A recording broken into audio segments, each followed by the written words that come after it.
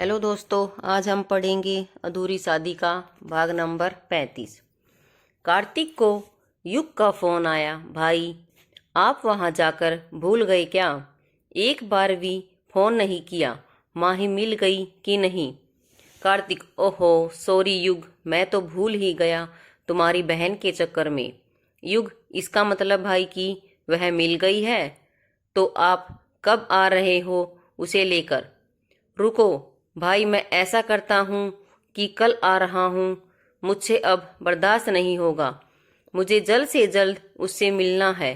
कार्तिक: अरे रुको तो, पूरी बात भी तो सुन लो। तुम अभी मत आओ, मैं जब तक ना बुलाऊं। युग: क्यों भाई, पर क्यों? और माही कैसी है? उसने मेरे बारे में पूछा कि नहीं? कार्तिक: शांत शांत, वह बिल्कुल ठीक है। इनफैक्ट पहले से ज्यादा लड़ाकू हो चुकी है और गुस्सा तो उसके नाक पर ही रहता है। युग: मैं कुछ समझा नहीं भाई। कार्तिक: युग, वह मुझसे बहुत ज्यादा नाराज है, पर थोड़ा वक्त दो, मैं उसे जरूर मना लूंगा। और हाँ, तुम्हारा शक सही था, वह हमारी ही कंपनी में मीरा सिंह के नाम से काम कर रहे हैं।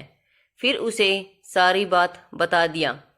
फिर हंसते हुए बोला, और सब तो ठीक है, पर उसने पीहू को तो तुम सब के बारे में ठीक ठाक बताया। तुम्हें मामू, रिया को आंटी, मॉम डैड को दादी दादू, पर केवल मेरा ही मजाक बना दिया।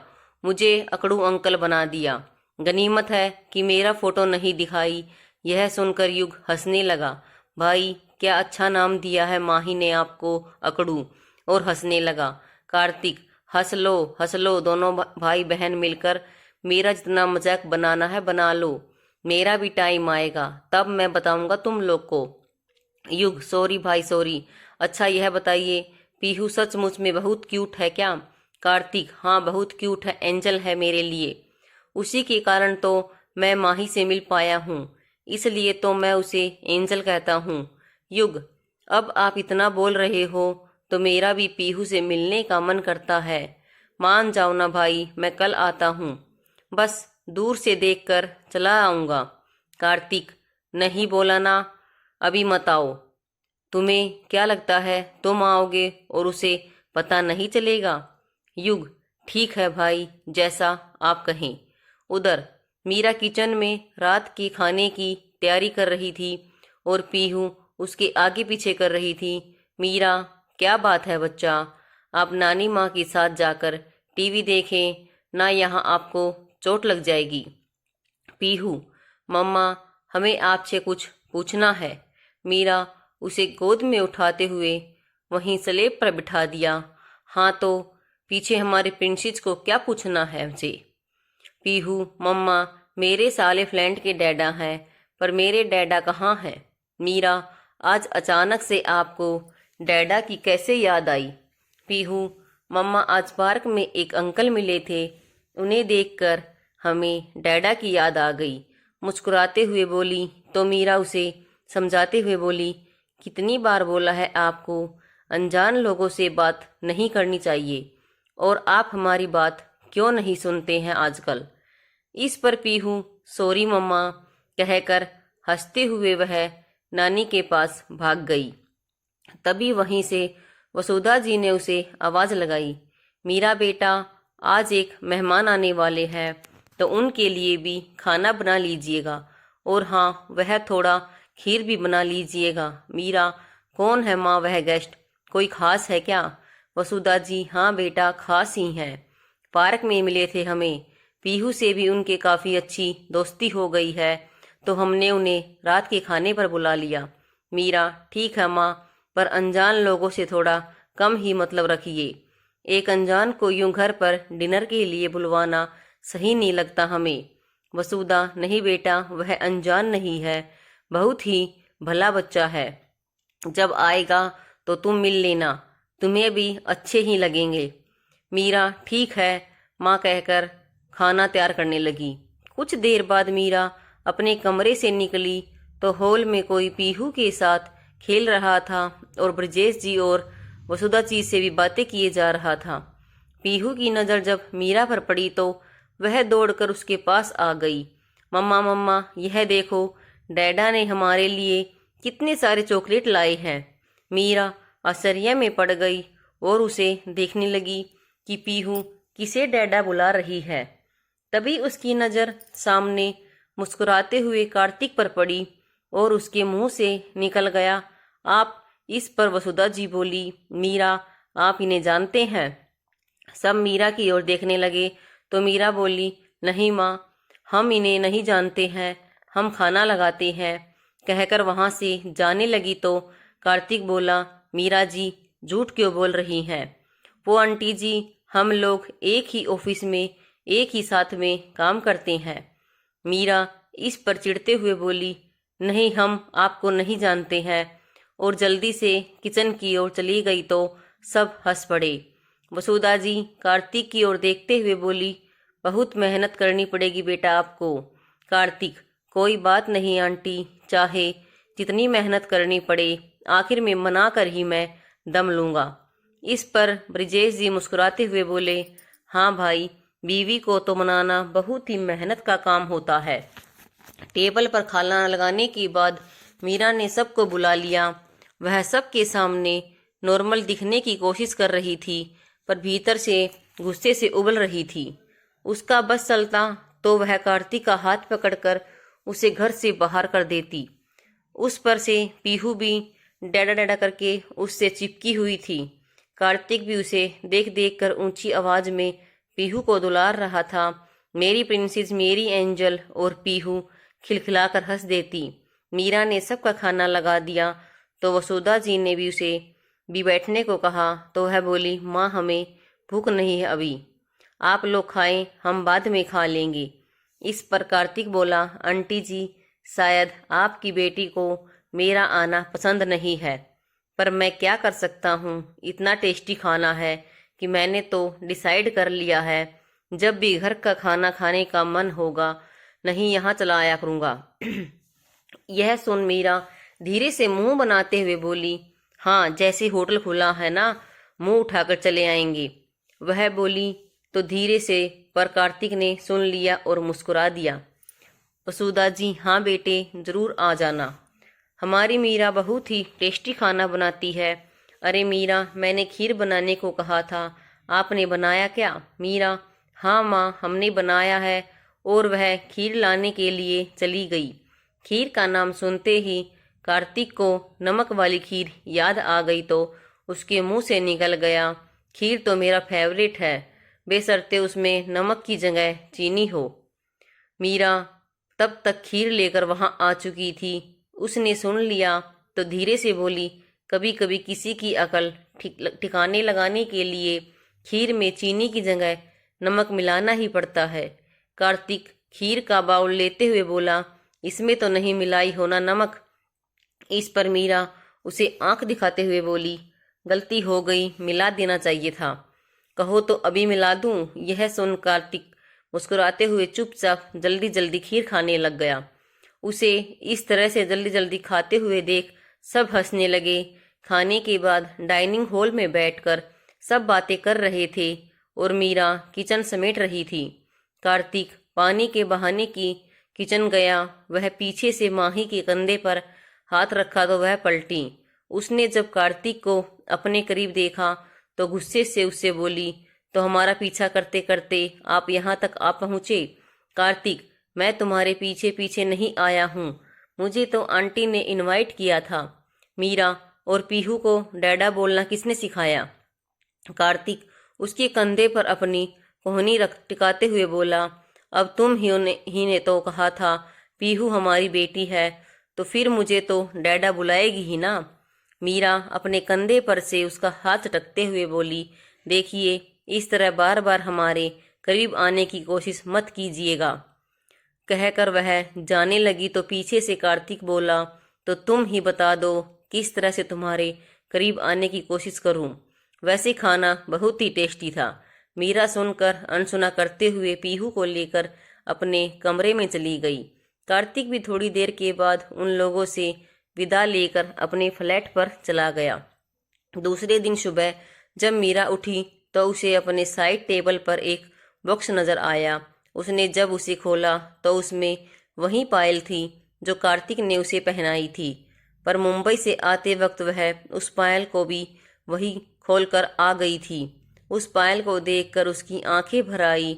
अपने आंखों को पोंछकर जब वह पायल को वापस बॉक्स में रखने लगी तो उसमें एक पर्ची नजर आई। उसने उस पर्ची को खोला तो उसमें सॉरी के साथ स्माइली बना हुआ था, बिल्कुल वैसे ही जैसे उसने एक बार कॉफी के साथ कार्तिक को भेजा था। उसने पर्ची को वापस बॉक्स में रखते हुए उसे अपने पर्स में रख ली। पीहू को तैयार कर वह उसे स्कूल छोड़ते हुए ऑफिस आई और सीधे कार्तिक के कैबिन में गई और वह बॉक्स उसके हाथ में थमाते हुए बोली, आपको एक बार में बात समझ में नहीं आती कि अब हम कभी नहीं मिल सकते, हम कभी अब वापस नहीं आ सकते हैं। आप लाख कोशिश कर लो, उन बातों को हम ना तो भूल सकते हैं और नहीं भूलना चाहते हैं। इसलिए बेहतर होगा कि हमें मनाने की कोशिश करना छोड़ दें। और हाँ, आज के बाद से हमारी बेटी से भी दूर रहिएगा। और अपने कैबिन में चली गई। कार्तिक बड़ी देर तक उस बॉक्स को हाथ में पकड़े दरवाजे की तरफ देखता रहा, फिर अपनी कुर्सी पर बैठकर अपना सर पकड़ लिया। क्यों माही, क्यों नहीं माफ कर सकती हो मुझे? एक बार फिर से कैसे मैं तुम्हारे बिना रह लूंगा? और तुम भी तो खुश नहीं हो, साफ दिखता है तुम्हारी आंखों में। जिस दर्द से मैं गुजर रहा हूँ उस दर्द को तुम भी झेल रही हो। एक बार बस माफ करके मेरे पास आ जाओ, इतना प्यार दूंगा कि फिर कभी कोई भी दर्द तुम्हें छेड़ भी नहीं पाएगा। और पीहू की भी तो सोचो, उसे मम्मा के साथ साथ उसके डैडा के प्यार की भी जरूरत है। हम दोनों मिलकर उसे प्यार देंगे। माही प्लीज इतनी कठोर तो मत बनो। तभी नताशा कैबिन में आई। नताशा, सर कपूर साहब के पीए का फोन आया था, वह डील के बाबत में एक बार फिर से मीटिंग करना चाहते हैं। कार्तिक, ठीक है, टाइम फिक्स करके बता दो उन्हें। और हाँ, इस पर मीरा को कपूर साहब वाली डिजाइन की फाइल रेडी करके मीटिंग में साथ आने को बोलो। थोड़ी आनाकानी के बाद मीरा यह सोचकर मीटिंग में जाने को तैयार हो गई कि उसके ना जाने से कंपनी को कोई नुकसान ना हो जाए। मीटिंग समाप्त होने के बाद जब सब हॉल से बाहर निकलने लगे तो मिस्टर कपूर ने मीरा को पीछे से आवाज़ दी, मिस मीरा सिंह, आप तो वही है ना जो 1 साल पहले पार्ट टाइम जॉब के लिए हमारे यहाँ आई थी? जवाब में मीरा ने मुस्कुराते हुए कहा, सही पहचाना सर आपने। उस समय हमें काम की सख्त ज़रूरत थी, पर आपने तो उस समय हमें मौका देने की जगह हमारे अनकम्प्लीट डिग्री को बस देखा। खैर कोई बात नहीं, हमें दूसरा काम मिल गया और कोर्स ख़त्म होते ही यहाँ कैंप सिलेक्शन भी मिल गया। मिस्टर कपूर इस पर अफसोस जताते हुए बोले, हाँ, और हमने एक टैलेंटेड डिजाइनर्स को खो दिया, पर कोई अफसोस नहीं, आप जहाँ भी काम करें खूब तरक्की करें। उम्र में आप हमारी बेटी जैसी हैं। भगवान से यही प्रार्थना करेंगे कि वह आपको खूब तरक्की दे। वैसे कभी हमारी ज़रूरत पड़े तो याद जरूर कीजिएगा, पिछली बार वाली गलती इस बार नहीं दोहराएंगे। मीरा मुस्कुराते हुए बोली, जी थैंक यू सर, पर हमें नहीं लगता कि हमें इसकी कभी ज़रूरत पड़ेगी, कहकर वह आगे बढ़ गई। इधर कार्तिक जब मीरा को रुककर मिस्टर कपूर के साथ बातें करते देखा तो वह भी वहां रुककर उसका इंतजार करने लगा, जिससे कि बातें करते वक्त मीरा ने देख लिया। वह मन ही मन सोचा, आप कभी नहीं बदल सकते और हम यह ज़रूर साबित करके रहेंगे। हमें मिस्टर कपूर के साथ बातें करते देख ज़रूर आपको गुस्सा आएगा और आपका बस एक और गुस्सा, और हम हमेशा हमेशा के लिए एक दूसरे से अलग, क्योंकि जिन रिश्तों में विश्वास नहीं हो उसका ख़त्म हो जाना ही बेहतर है। पर यह क्या, कार्तिक को कोई गुस्सा नहीं आया, बल्कि उसने बड़े प्यार से माही से पूछा, मिस्टर कपूर को पहले से जानती थी तुम? पर माही ने तो जैसे कार्तिक को जानबूझकर गुस्सा दिलाने की सोच रखी थी। पहले से तो नहीं, तो हम नहीं जानते थे, और क्या है ना कि आपने हमें बताया था कि हम अपने अयासियों के लिए लोगों से मतलब रखते हैं, तो बस वही कर रहे थे, उन्हें पटाने की कोशिश कर रहे थे। यह सुनकर कार्तिक तड़प उठा। प्लीज माही, मत बोलो ऐसा, नहीं हो तुम ऐसी। माही बीच में ही बात काटते हुए बोली, क्यों ना बोलूं, आप बोले तो सही, हम बोले तो गलत। और हमने कुछ अलग बोला ही क्या है? वही तो बोला है जो आज से 3.5 साल पहले आपने बोला था। बुरा लग रहा है ना यह सब सुनने में? तो जरा सोचिए हम पर क्या बीता होगा, कैसे हमने वो वक्त काटा होगा। कुछ अंदाजा है आपको? हम चुप हैं, चिल्ला नहीं रहे हैं आप पर। इसका यह अर्थ नहीं है कि हम बोलना या चिल्लाना नहीं आता। हम बस इसलिए चुप हैं क्योंकि बाबा की काफ़ी इज्जत है यहाँ पर, और हम नहीं चाहते कि हमारी वजह से उनकी इज्जत पर आँच आए, क्योंकि हमने यहाँ आते वक्त उनसे वादा किया था कि कभी उनके इज्जत पर कोई आँच नहीं आने देंगे। कार्तिक चौंक गया। इसका मतलब कि तुम यहाँ हो, यह बात डैड जानते थे? माही, क्या कीजिएगा जानकर? एक और इल्ज़ाम लगाइएगा हम पर? पहले ही आपने हमारे भाई युग और करण जैसे दोस्त से हमें नजरें मिलाने लायक भी नहीं छोड़ा। अब क्या आप ब्याह बेटी के रिश्ते पर भी उंगली उठाएंगे? पहले ही आपने हमारा भाई तो हमसे छीन ही लिया, अब माँ बाबा भी हमसे छीन लीजिएगा क्या? आपके करीब जाकर हमने अपना भाई, अपना दोस्त, सब कुछ तो खो दिया। इसलिए नहीं चाहते हैं कि पीहू भी आपके करीब जाकर अपना कुछ भी खो दे, क्योंकि उन्हें बड़ी मुश्किल से हमने संभाला है। बिन माँ के बच्चे का दर्द हम जानते हैं, इसलिए हम नहीं चाहते हैं कि वो भी उस दर्द को झेले। हम हाथ जोड़ते हैं आपसे, आपके उच्च विचारों से हम मेल नहीं खाते, इसलिए प्लीज हमें माफ़ कीजिए और दूर ही रहिए हम माँ बेटी से, कहकर ऑटो रोककर माही वहाँ से चली गई। कार्तिक को आज शिद्दत से माही के दर्द का एहसास हो रहा था। यह दर्द उसका खुद का दिया हुआ था, जिससे उसने इतना प्यार किया था। उसी को उसने इतना दर्द भी दिया।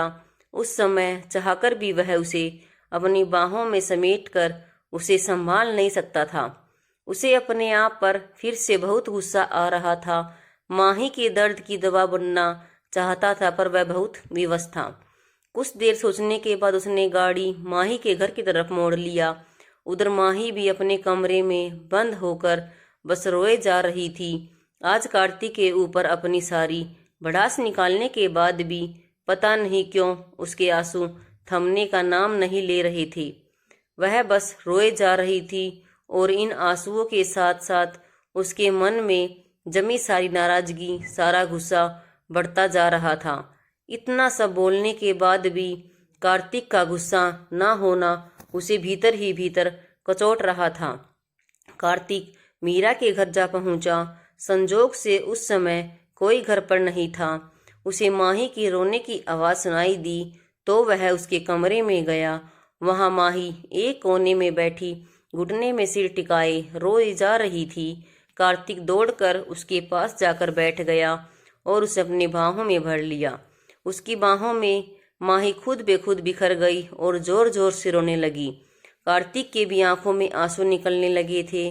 उसे समझ नहीं आ रहा था कि उसे कैसे चुप कराए, तो उसने अपने हाथ उसके हाथों पर रखकर उसे अपनी ओर करीब जोर से भींचकर खुद में समेट लिया। थोड़ी देर के बाद माही शांत हो गई तो कार्तिक उसके माथे को चूमते हुए उसके पीठ को सहलाने लगा। थोड़ी देर में माही सो गई तो उसने उसे बेड पर लिटाया और उसे चादर उड़ाकर वहां से निकल गया। आगे की कहानी के लिए आपको अगला भाग देखना पड़ेगा। वीडियो देखने के लिए आप सभी का दिल से धन्यवाद।